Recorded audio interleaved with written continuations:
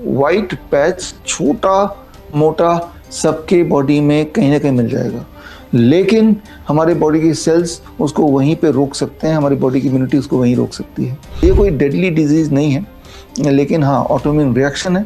Autoimmune reaction को आपने interfere नहीं किया तो वो धीरे धीरे पूरे बॉडी में फैल जाएगा। तो स्किन में अगर कोई भी बीमारी है या स्किन में कुछ भी दिखाई दे रहा है तो उसको ठीक होने में लंबा समय लगता है। कितना लंबा समय? 1 साल लग सकता है, 2 साल लग सकता है, इतने लंबे समय लग जाते हैं।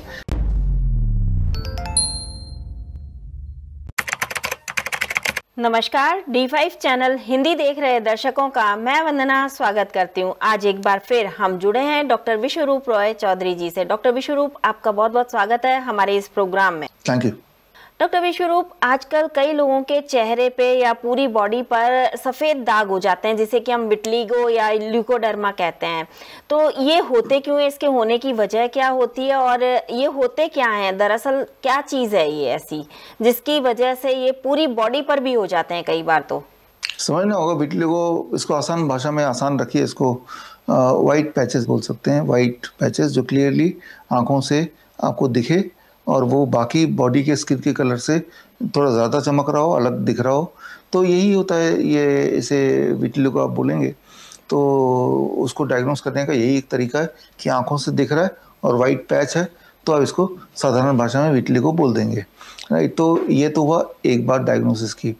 अब ये होता क्यों है और ये है आपका साथी में आपने ये पूछा, इसको थोड़ा समझना होगा। ये ऑटोइम्यून डिजीज़ है और होता क्यों है उसका ये कारण है, जिस तरह से हम सबके बॉडी में कैंसर सेल होते ही हैं। दुनिया में ऐसा कोई इंसान नहीं जिसके बॉडी में कैंसर सेल नहीं है। फॉर एग्जांपल, अगर मैं भी अपना थायराइड में अगर चेक करूंगा बायोप्सी करा के तो कैंसर ही निकलने वाला है, राइट। 100% लोगों का, 100% लोगों का, 40 साल से ऊपर के लोगों का। और प्रोस्टेट में अगर चेक करेंगे 70%, हर 10 में से 7 लोगों का। और अगर ब्रेस्ट में चेक करेंगे हर 10 में से 4 महिलाओं का। तो लेकिन इतने लोग कैंसर से मरते तो नहीं है कि सबके थायराइड में कैंसर है, सब क्यों नहीं थायराइड कैंसर से मरते हैं? क्योंकि हमारे बॉडी में कैंसर सेल बनते हैं लेकिन बॉडी की इम्यूनिटी साथ साथ उसको मारती जाती है। फिर कैंसर सेल बनते हैं, फिर कैंसर सेल को बॉडी की इम्यूनिटी मारती जाती है। तो ये एक लगातार बैटल चलता रहता है पूरे जीवन भर, लेकिन वो बैटल बड़ी शांति से चलता है क्योंकि हमारी इम्यूनिटी काफ़ी ज़्यादा स्ट्रांग है और कैंसर सेल अभी थोड़े से बने हैं। लेकिन थोड़े बहुत cancer cell at any point of time हम सबके जीवन में होता है, लेकिन वो कभी कुछ लोगों के लिए वो कैंसर सेल ज़्यादा हावी होने लगते हैं, जिस स्पीड से वो बन रहे हैं उस स्पीड से इम्यूनिटी मार नहीं पाती है, तो इससे वो लोग फिर कैंसर से मरते हैं। उनको कैंसर का पेशेंट बोलते हैं। कैंसर सेल के बॉडी में होने से ही आप कैंसर पेशेंट नहीं बन जाते। अब आते हैं हम बात विटलिगो पे। जो उदाहरण मैंने दिया उसको यहाँ पे आप जोड़िए। वो ये कि हम सबके, इस बात को ध्यान सुनिए, आज से पहले शायद ही किसी डॉक्टर ने आपको बताया होगा, जिस तरह से हम सबके बॉडी में कैंसर सेल होते ही हैं, कोई डिनाई नहीं कर सकता, but that does not mean that we are going to die of it. Of course very few are going to die of it. Similarly हम सबके बॉडी में विटिलिगो भी होता है, 99% लोगों के, इफ नॉट 100% विटिलिगो। कैसे? मैं, जो ऑडियंस मुझे सुन रहे हैं, आपको एक टास्क देना चाहता हूं कि आप एक दिन अपने बॉडी को पूरे अच्छी तरह से आप उसको इंस्पेक्शन कीजिए। अपने हाथ को देखिए और एक स्किन को गौर से देखिए। जहां आप पीछे देख नहीं पाएंगे किसी का मदद लीजिए कि वो गौर से देखे या वीडियो बनाए या फोटो बना के आपको दिखाए, राइट, या खुद देखे। तो आप पाएंगे कि हम सबके बॉडी में, सभी के बॉडी में कहीं ना कहीं छोटा सा पैच की तरह दाना दिखेगा।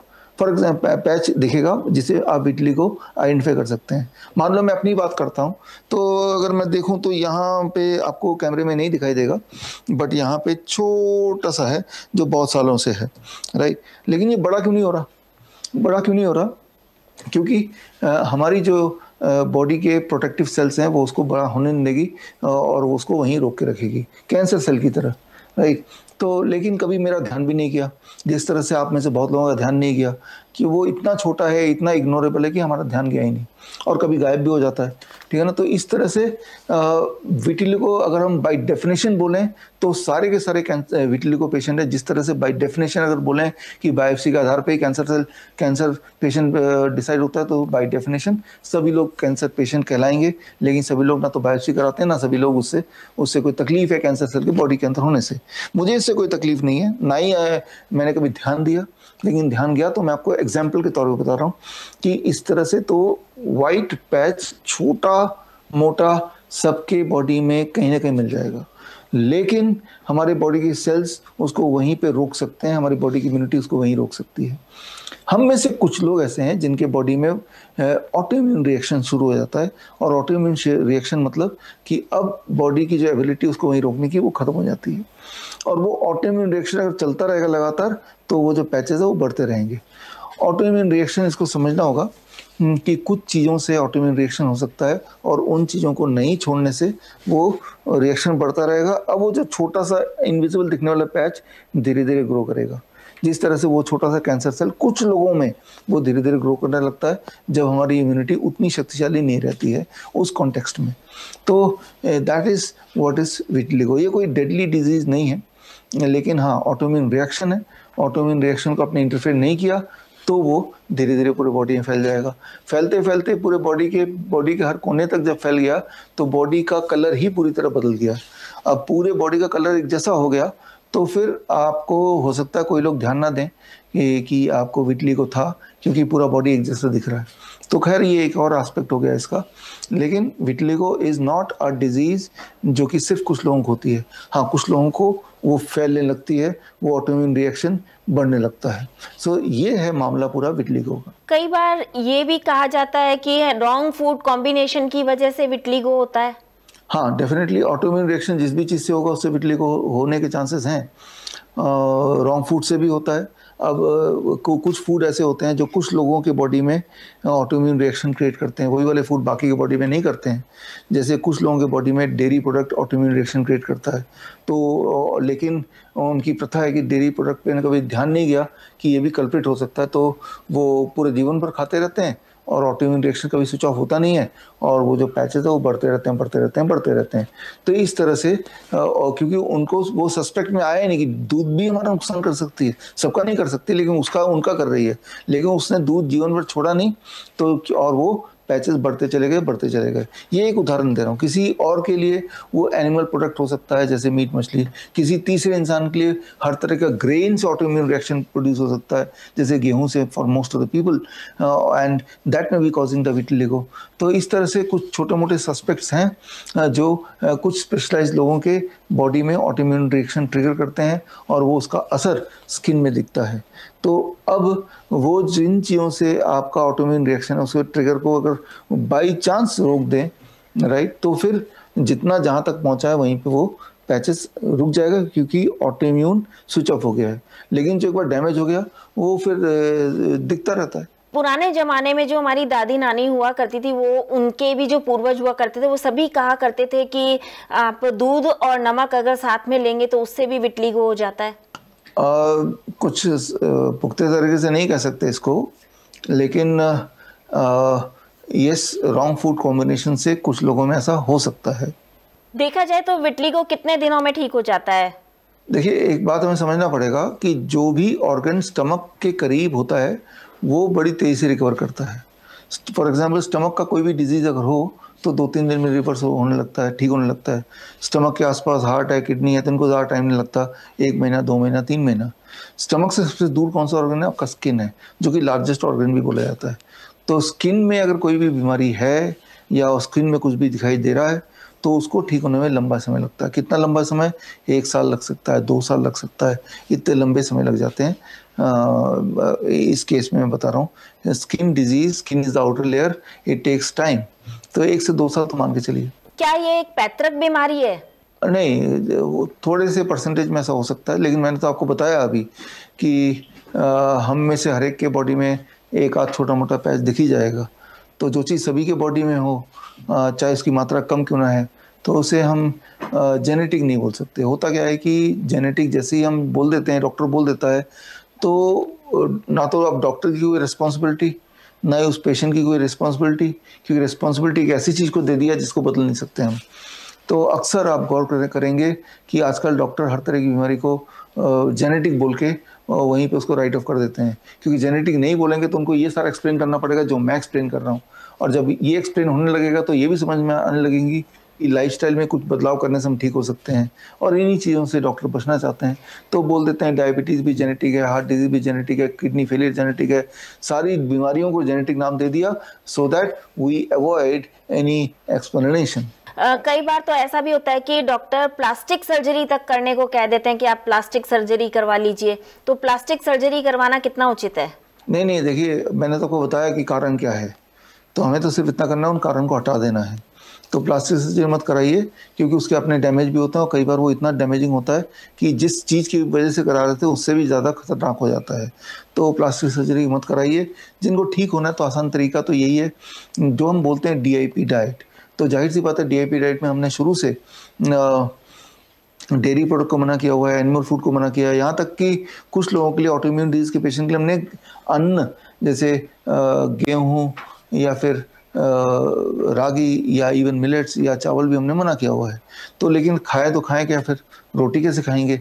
तो 0 ग्रेन आटे का रोटी हमने बोला है आप बनाओ, आप आटा खुद ही घर पे, और उसी को खाओ, जिसमें मसूर की दाल ले सकते हैं एक मुट्ठी कोकोनट पाउडर ले सकते हैं, एक मुट्ठी चिया सीड ले सकते हैं, एक मुट्ठी सनफ्लावर सीड ले सकते हैं, और इनको जब मिक्सी में डाल के पाउडर बना देंगे तो वो हो गया 0 ग्रेन आटा। उसकी रोटी बनाइए, और वो जो रोटी बनेगी वो स्वादिष्ट भी होती है, पौष्टिक भी होती है, और वो एक रोटी खा लेंगे तो नॉर्मल रोटी के, गेहूं के 2 रोटी के बराबर की पेट भरने लगेगा। तो जिनको ठीक करना है उनको वो DIP diet minus even all kind of grains, और ग्रेन्स को माइनस करके रोटी कैसे खाएं मैंने जस्ट बताया। ये तो हुई एक बात। साथ में कुछ होम्योपैथिक मेडिसिन होती हैं जो सपोर्ट सिस्टम की तरह काम करती है, और जो ऑलरेडी पैचेस आए हैं उनको, एक तो फूड एज मेडिसिन जो मैंने अभी बताया कि फूड में क्या बदलाव करना है ताकि और ना फैले, और दूसरा जितना फैल गया उसे ठीक भी तो करना है, उसके लिए फिर आप थोड़ा बहुत होम्योपैथिक का सहारा ले सकते हैं। हमारे हिम्स हॉस्पिटल मेरठ में जब कैंप होता है महीने में एक बार, तो होम्योपैथिक एक्सपर्ट डॉक्टर्स भी बैठते हैं, और इस तरह के स्किन इश्यूज़ के लिए उस पेशेंट को ध्यान में रखते हुए कस्टमाइज्ड होम्योपैथिक दवाइयाँ भी कुछ महीनों के लिए प्रिस्क्राइब करते हैं, जिसके रिजल्ट भी अच्छे हैं, लोग ठीक भी होते हैं। तो ठीक कैसे होना है? नहीं, प्लास्टिक सर्जरी मत कराइए। तो क्या करें? सिर्फ जो डाइट वो तो आप अभी कर सकते हैं घर पे बैठे ही, जिसमें कुछ सोचना ही नहीं है। और दूसरा, अगर मौका मिले तो थोड़ा सा होम्योपैथिक का भी सपोर्ट लें।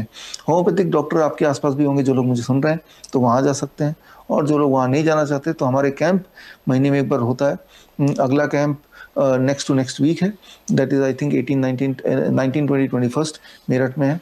वहाँ पे भी आ सकते हैं कैंप में, क्योंकि उस वक्त हमारे पास हर तरह के डॉक्टर्स अवेलेबल होते हैं। आयुर्वेद भी होता है, एलोपैथ भी होता है, होम्योपैथ भी होता है, एक्यूप्रेशर भी होता है। क्योंकि जब पेशेंट्स आते हैं हमारे कैंप में, अलग अलग बीमारियों के आते हैं, किसी पे एक्यूप्रेशर ज़्यादा काम करेगा, किसी पे पंचकर्मा थेरेपी ज़्यादा काम करेगा, किसी पे होम्योपैथिक ज़्यादा काम करेगा, किसी में नेचुरोपैथी, किसी में पॉस्चरल मेडिसिन, किसी में इन सब के कॉम्बिनेशन काम करेंगे। तो इसीलिए सारे एक्सपर्ट्स मिल जाते हैं आपको अपने आँखों के सामने, और आपकी मान लो सिमिल्टेनियसली और भी कुछ दिक्कतें हैं बिसाइड विटिलिगो, तो उसके लिए भी होलिस्टिकली एक चार्ट बना के देते हैं, जिसे हम बोलते हैं सर्केडियन चार्ट। तो वो एक बार दे दिया, वो 3 दिन कैंप में आप आ गए, और उसके बाद वो सारा कुछ घर पे जाके वैसे को वैसे फॉलो करना है। तो ये बड़ा आसान तरीका है। फॉर दैट मैटर, विटिलिगो की बात करें या किसी और बीमारी को बात करें, हमें पेशेंट सेंट्रिक इलाज करना है, राइट। तो हमारे इतने सारे पद्धति हैं पूरे दुनिया में, अलग अलग लोगों ने बनाया अपने अपने टाइम पे। किसी ने होम्योपैथी बनाया, किसी ने एलोपैथी बनाया, किसी ने एक्यूप्रेशर दुनिया को दिखाया, और भारत से आयुर्वेद आया। लेकिन अगर इन सबको हम जिसे बोलते हैं इंटीग्रेटेड मेडिसिन, कि हम पेशेंट सेंट्रिक इलाज, पेशेंट को देखते हैं और पेशेंट को देख के उसको समझ के फिर डिसाइड करते हैं कि कौन से वाले पद्धति कितना पार्ट बॉडी में उसको चाहिए, और तो वो लिख के देते हैं, और वही हम बोलते हैं फॉलो करने का। तो I think this is the fastest and the safest way to cure और to reverse vitiligo. Doctor Biswaroop, आज आपने हमें बहुत ही बेहतरीन बातें बताई, आपका बहुत बहुत धन्यवाद। Thank you. अगले एपिसोड में आपसे फिर मुलाकात होगी, तब तक के लिए नमस्कार।